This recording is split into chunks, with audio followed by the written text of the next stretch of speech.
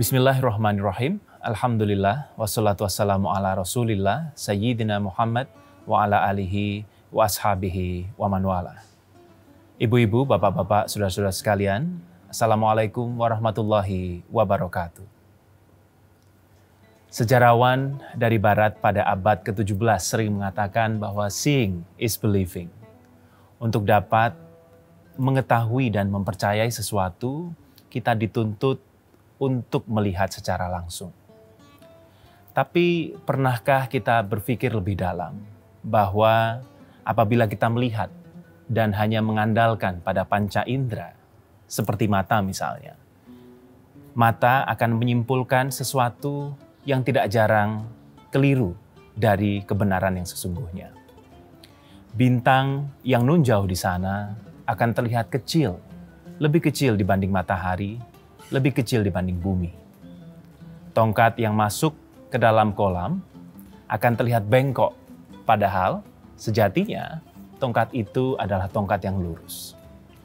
Oleh karena itu, saudara, mengandalkan panca indera adalah satu situasi di mana ternyata kita tidak bisa mendapatkan kebenaran yang hakiki. Agama kita mengajarkan bahwa untuk dapat mencapai kebenaran yang hakiki, maka kita perlu mengandalkan pada petunjuk dan wahyu dari Allah Subhanahu wa Ta'ala.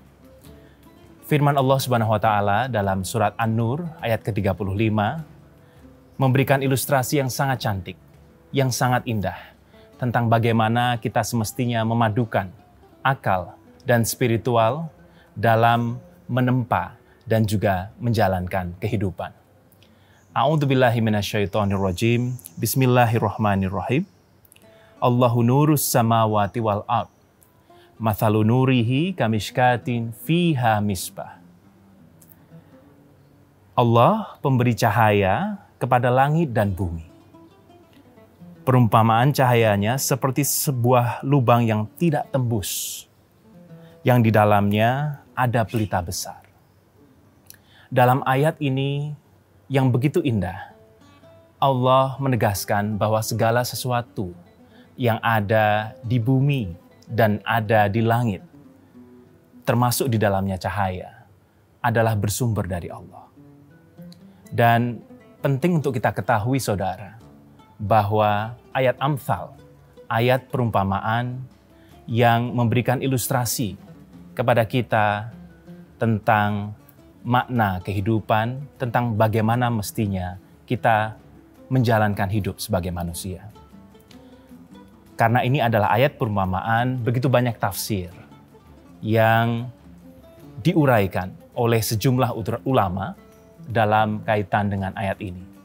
Sementara ulama mengatakan, seperti Imam Ghazali misalnya, bahwa ayat ini menjelaskan cahaya adalah simbol dari akal.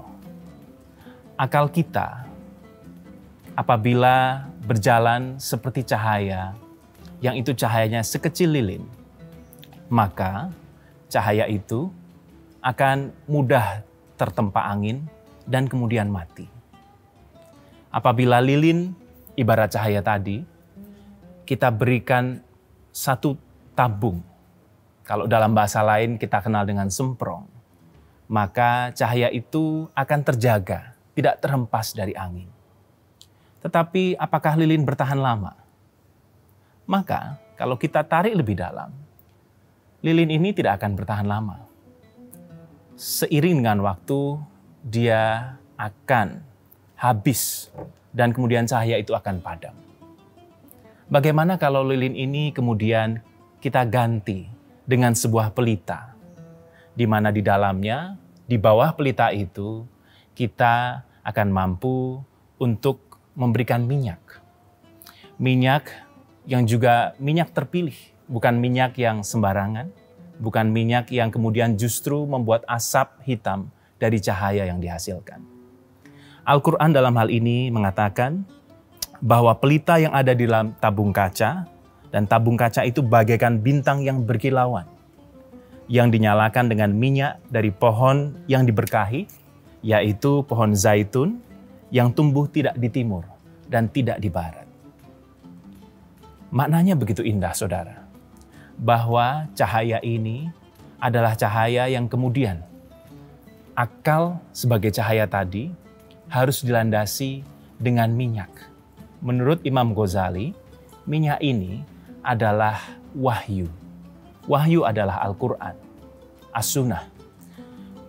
Wahyu ilahi, intuisi, dan juga dimensi-dimensi spiritual dari manusia. Sehingga akal yang mengembara tidak gampang padam, tidak gampang terhempa angin, akan selalu terjaga dengan minyak yang memberi dasar, memberi tenaga bagi cahaya untuk bisa terus tumbuh dan juga menyinari di sekitarnya.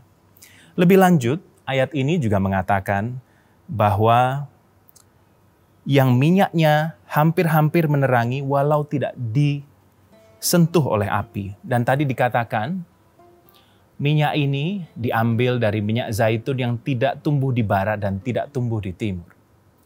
Artinya apa? Matahari senantiasa menyinari pohon zaitun yang kemudian sebagian ulama juga mengatakan bahwa ini adalah ayat tentang moderasi. Sebaiknya kita sebagai manusia, sebagai umat Islam, tidak terlalu ekstrim ada di kanan maupun ada di kiri, ada di barat maupun berpihak di timur. Sebagai umat Islam, kita senantiasa diajarkan untuk ada di tengah, untuk senantiasa melihat dan berpikir secara jernih. Dan saudara, apabila minyak zaitun yang diberkahi ini sebagai dimensi spiritual memberi cahaya melalui pelita, melalui akal, maka petunjuk Allah dalam hal ini diibaratkan seperti cahaya di atas cahaya yang berlapis-lapis. Saat kita sebagai manusia mendapatkan petunjuk, maka petunjuk itu akan datang terus-menerus, terus menguat dan berkelanjutan. Allah menutup ayat ini dengan mengatakan bahwa Allah memberi petunjuk kepada cahayanya bagi orang yang Dia kehendaki, dan Allah membuat perumpamaan-perumpamaan bagi manusia. Saudara, penting untuk kita pahami juga bahwa untuk mendapatkan cahaya, tidak hanya Allah menghendaki kepada cahaya, kepada manusia mana cahaya itu akan diberikan, kepada umat mana cahaya itu atau akal itu akan diberikan, tetapi juga tergantung apakah kita sebagai manusia akan dan mau untuk mendapatkan cahaya itu. Ibarat sinar matahari, matahari menyinari seisi bumi.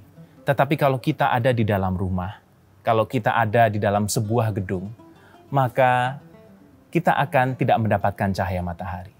Oleh karena itu saudara, untuk mendapatkan cahaya di atas cahaya, untuk memadukan akal dan spiritual, mari kita buka hati kita agar kita bisa menjadi manusia yang mendapatkan petunjuk dari Allah Subhanahu wa taala. Dan melalui ayat ini Allah telah memberikan perumpamaan yang begitu indah untuk kita renungkan bersama, untuk kita pikirkan bersama. Dan kemudian Allah Subhanahu wa taala mengetahui segala sesuatu yang ada di bumi, yang ada di langit, dan yang dikerjakan oleh manusia. Demikianlah saudara, sedikit uraian tentang manusia perlu untuk memadukan akal dan spiritual dalam menjalankan kehidupan, dalam berbagi peran sebagai makhluk individu maupun makhluk sosial. Terima kasih. Billahi taufiq wal hidayah. Assalamualaikum warahmatullahi wabarakatuh.